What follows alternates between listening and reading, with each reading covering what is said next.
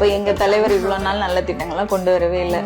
தலைவர் நல்ல திட்டங்கள் கொண்டு வந்திருந்தாருன்னா இன்னைக்கு பொருளாதாரம் உயர்ந்து எவ்வளவு நல்ல திட்டங்கள் இப்ப செயல்பாட்டுல இருக்கு. பெண்கள் எந்த அளவுக்கு முன்னேற்றமா இருக்காங்க. அதுல இந்த அண்ணா யூனிவர்சிட்டி மொத்தமா நாங்க தளபதிக்கு தான் போடுவோம். நீங்களும் என்ன பண்றீங்க? தளபதிக்கு தான் போடணும். இன்றைய தினம் திராவிட முன்னேற்ற கழகத்துல இணைஞ்சிருக்கேன்.